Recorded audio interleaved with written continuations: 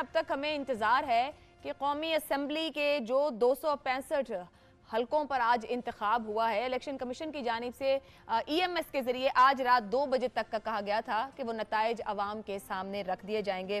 कुछ देर पहले भी हमारा पैनल यहाँ मौजूद था और हम इस पर बात कर रहे थे कि कोई तस्वीर वाजे नहीं हो पा रही है। बहुत कम परसेंटेज अभी पोलिंग स्टेशन की कही जाए जहाँ से नताइज सामने आ रहे हैं।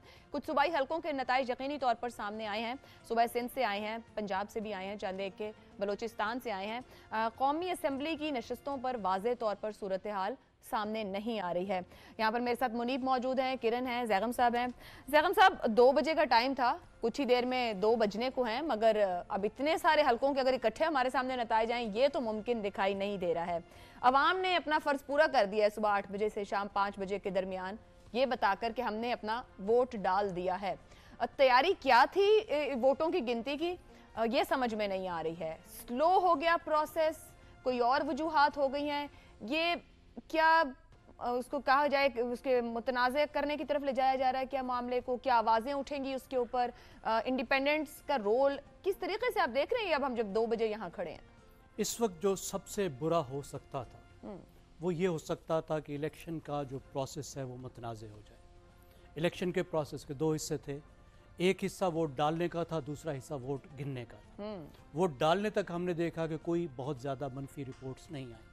पाकिस्तान जैसे मुल्क में जहाँ 90,000 से ज़्यादा पोलिंग स्टेशन हैं, 12 करोड़ वोटर हैं, वहाँ इक्का दुक्का चीज़ें मेरे ख्याल में बहुत होती। लेकिन जब वोट गिनने का मामला आया तो हमने देखा कि इलेक्शन कमीशन ऊंधे मुंह जा गिरे। जो उन्होंने अपने वादे किए थे, जो अरबों रुपए लेकर जो उन्होंने इन्वेस्टमेंट की थी, एक सिस्टम बनाया था, उस सिस्टम के बारे में ब्रीफिंग की थी, जर्नलिस्ट को ब्रीफिंग की थी, मीडिया पर आकर बताया था, सब शहरियों को यकीन दिलाया था कि ये हमारा इलेक्शन मैनेजमेंट सिस्टम है जो ना सिर्फ फूल प्रूफ है बल्कि जिसमें कम्युनिकेशन का कोई प्रॉब्लम नहीं हो सकता। हमने सैटेलाइट तक की बैंडविड्थ ले ली है, हमने पैरेलल अरेंजमेंट किए हैं, हमने हर तरह के उसमें जो अरेंजमेंट तो ये पड़े हैं। अब यहाँ से आगे क्या लगता है कितना वक्त दरकार होगा? यहाँ पर जो है वो मामला आके पहुंचा है कि अवाम वोट डालकर नतीजे का इंतजार कर रहे हैं और नतीजा नहीं आ रहा है, जिसके नतीजे में शकों को शुबहात पैदा हो रहे हैं।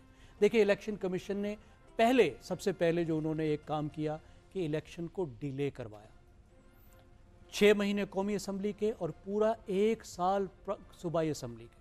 सूबाई असम्बली में उन्होंने सुप्रीम कोर्ट के हुक्म अदूली करते हुए मजीद डिले किया। बिल्कुल।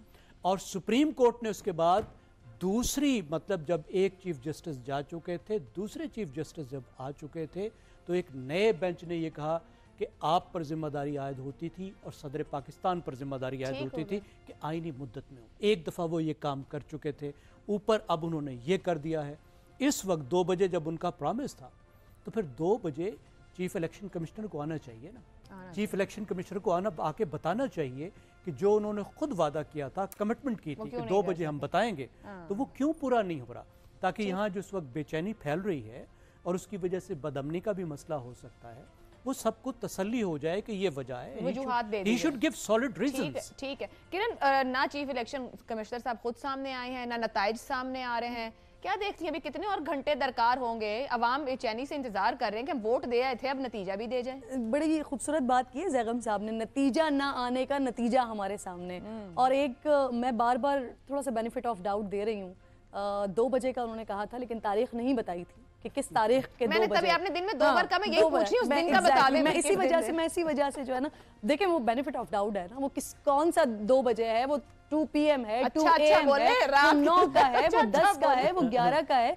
क्योंकि देखिए जिस स्लो प्रोसेस के साथ, और अगेन वही वाली बात कि जो हम आगाज से बात कर रहे थे, और ये इलेक्शन क्यों इतने ज्यादा जरूरी थे, एक इस्तेहकाम के लिए बहुत ज्यादा जरूरी थे, जो आवाम ने अपना फर्ज अदा कर दिया। 5 बजे तक पोलिंग होती रही, स्लो हुई, टर्न आउट कम रहा, वो हो गया, वो प्रैक्टिस हो गई। अब जो इलेक्शन कमीशन की जिम्मेदारी थी, जो उन्होंने करना था, ये प्रोसेस क्यों रुक गया? अब इसके बाद नताइज हमारे सामने 5 घंटे बाद, 6 घंटे बाद, 10 घंटे बाद, या तारीख तब्दील हो जाए, तारीख वैसे तब्दील हो गई, उसके बाद नतीजा आता है, वो फैक्चुअल नतीजा हो, वो बिल्कुल जो नतीजा आया है वो नतीजा सामने ला दिया जाए।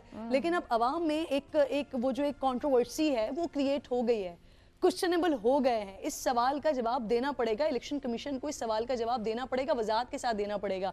और उसके बाद आगे क्या सिचुएशन बनती है, गॉड नोज बेटर के सिचुएशन क्या बनती है, बट हमें मुझे लगता है कि अभी भी वो अच्छी वाली उम्मीद रखनी चाहिए, एक होप रखनी चाहिए, जो कि एक तासुर नहीं मिल रहा है, एक तासुर नहीं मिल रहा है। इसी उम्मीद पे अवाम ने वोट डाला है, इसी उम्मीद पे वोट डाला है। लेकिन अब जब ये वाला नतीजा कि यहाँ पर हम बैठे हुए हैं 2018 की एक आरटीएस की प्रैक्टिस करने के बाद, हम आज यहाँ बैठे हुए हैं जहाँ हमें बार बार बताया गया था कि सबकी तैयारी मुकम्मल है, हर लिहाज से तैयारी मुकम्मल है, लेकिन ये तैयारी है, नतीजा ना आने का नतीजा हमारे सामने है। नाम ना बदला करें, आरटीएस ही नाम रख लेते, करना था। वो दिन में क्या हुआ, वोटिंग लेट हुई, टर्नआउट, हमने तो टर्नआउट की बात ही भूल गए, क्योंकि नतीजा ही हाथ नहीं आया तो हम टर्नआउट का क्या जिक्र करते कि कितना क्या निकला। देखिए, जो इस एक बड़ी मायूसकुन सूरत हाल है, इसमें बेशक इस वक्त पाकिस्तान तहरीक इंसाफ ये क्लेम कर रही है कि जी वो जारी बात है, ऐसे जमात नहीं, लेकिन उनके बैक्ड कैंडिडेट्स के जी हमें कोई 125 के करीब सीट्स के ऊपर जी हमें वाज़ेह बढ़ती हासिल है, ये उनका इंप्रेशन है।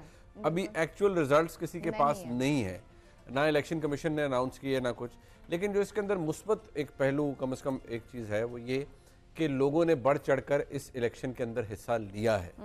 इस वजह से कि पाकिस्तान तहरीक इंसाफ की हैसियत एक जमात, अगर वो ये कहते रहे कि हम रियासती अताब का शिकार है जी, हमारी लीडरशिप के साथ ये हो गया, सब कुछ हो गया, कैंपेन वो उनका कहना था कि हम नहीं कर पाए, लेकिन जो नतीजा सामने निकल के आया है कि कम से कम लोगों ने आज बाहर आकर वोट दिया है, और ये एक बड़ा अच्छा प्रोसेस है। मैं भी जब वोट डालने गया तो मुझे भी खुशी हुई कि एक बड़ा अच्छा एक दिन होता है जिस दिन लोग इलेक्शन के लिए वोट डालने बाहर आते हैं, तो कहीं पे ये नहीं लगा कि कोई वोट डालने लोग नहीं निकले, फैमिलीज निकली, हर कोई निकला, तो एक बड़ा अच्छा दिन था उस लिहाज से। जिस चीज़ ने हमें मायूस किया है, हम सारे, जारी बात है, बैशिंग में कहूँ या राइटली पॉइंटिंग आउट कहूँ कि हम हर को इलेक्शन कमीशन की तरफ देख रहे हैं, राइटली सो देखना भी इलेक्शन कमीशन की तरफ, जिम्मेदारी उनकी, बट बात यह है कि इलेक्शन कमीशन के हवाले से मैं हमेशा एक बात कहता हूँ कि इलेक्शन कमीशन एक इदारा है जिसकी तादाद, जिसकी इस्तेदाद उतनी है जो हमें नज़र आ रही होती है, लेकिन उसके पास कोई अपनी एग्जेक्टिव फोर्स नहीं है, ना उसकी ताकत वो है जो कि शायद मुहज़्ज़ब जमहूरी मुआशरों में होती है। बट आईनी तौर पर पूरी इंतज़ामिया सब उनके कंट्रोल में है, वो किसी को भी ऑर्डर दे सकते हैं। मैं वही कह रहा हूँ कि जो नज़र आ रहा होता है ना वो और है, लेकिन वैसे अगर देखा जाए इस वक्त तो इलेक्शन कमीशन कौन चाहेगा, क्या चीफ इलेक्शन कमिश्नर ये चाहेंगे कि उनको लोग उन पर तबर्रा भेजें और इलेक्शन जो हालात हैं क्या इस पे अप्रिशिएट नहीं, मैं ये नहीं कह रहा, मैं कह रहा हूँ क्या वो ये चाहेंगे कि ये हो रहा हो, बिल्कुल नहीं कहेंगे, लेकिन बात क्या है ना कि ये मोबाइल सर्विस का बंद हो जाना, मेरे ख्याल में हम सबको पता है, क्या ये चीफ इलेक्शन कमिश्नर ने बंद करवाई या इलेक्शन कमीशन ने बंद नहीं, ये किसका फैसला था मुझे नहीं पता, शायद आपको पता हो, आपको पता हो, लेकिन शायद हम में से किसी को भी क्लैरिटी से नहीं पता। बट अब इशू क्या है, इलेक्शन कमीशन ने कहा है जी कि ये मोबाइल सर्विस और इंटरनेट सर्विस इसलिए बंद हुई कि जी वो जो दहशतगर्दी का खतरा था। बात ये है 5 बजे पोलिंग खत्म हुई, 7 घंटे, अब रात के 2 बज रहे हैं, ठीक है जी, 9 घंटे हो चुके हैं। 9 घंटे के बाद अभी तक as we speak results are frozen, phones भी बंद है, और दूसरी बात ये है कुछ जगहों के रिजल्ट्स आ चुके हैं जहां हमें एक वाज़ेह ट्रेंड नजर आ रहा है, और वी मस्ट एक्चुअली से इट कि जहां हमें नजर आ रहा है कि PTI backed candidate Khyber Pakhtunkhwa के अंदर भी उन्होंने बड़ा इम्प्रिंट छोड़ा है, पख्तूनख्वा में तो नजर आ रहा है, पख्तूनख्वा में नजर आ रहा है आपको, पंजाब के अंदर भी। अब बेशक पाकिस्तान तहरीक इंसाफ वो क्लेम करती है, हम इसलिए उसको अभी बिल्कुल सब्सक्राइब इसलिए नहीं कर सकते कि जो वोटिंग ट्रेंड है हमारे सामने या जो परसेंटेज है वो बड़ी कम आ रही है, वो कहीं 5% है, कहीं 7% है, अब थोड़ा थोड़ा कहीं इंक्रीज हो रहा है, कहीं 15 पे चला गया, कहीं 18 पे चला गया। अभी भी पंजाब से रिलेटेड मैं समझता हूँ कम हल्के हैं जहां शायद वो 50% के पास भी हमारे सामने कोई गैर हतमी गैर सरकारी नतीजे आए।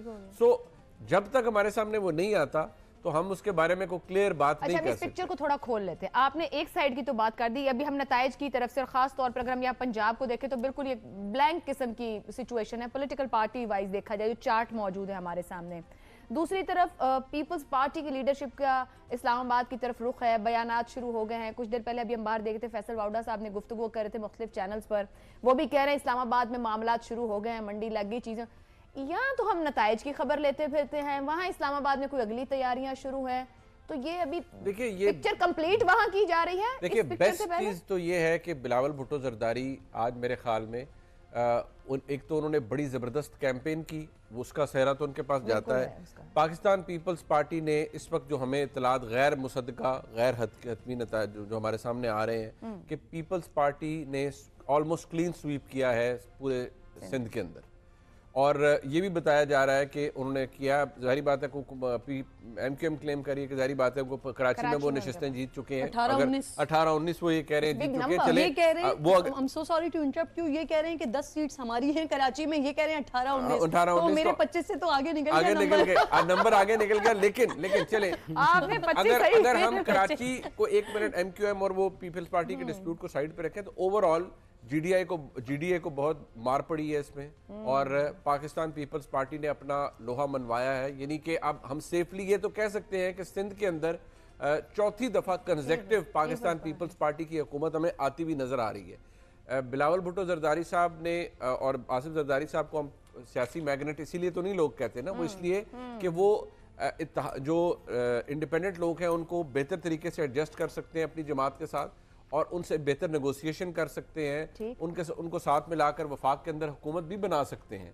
लेकिन हमारे सामने अभी जो बहुत बड़ा इफ है वो शायद ये है कि क्योंकि हमें ये पता ही नहीं है कि जो रिजल्ट्स फ्रोजन है, फ्रोजन जब मैं कहता हूँ तो उसका मतलब ये है कि जो 22%, 24%, 25% हमें नहीं पता, उस पे आप अंदाजा भी नहीं लगा सकते। पीटीआई के क्लेम के मुताबिक चलें तो उन्होंने तो 120 सीटें वो तो क्लेम कर रहे हैं, 136 क्लेम कर रहे हैं कि हमें वाज़ेह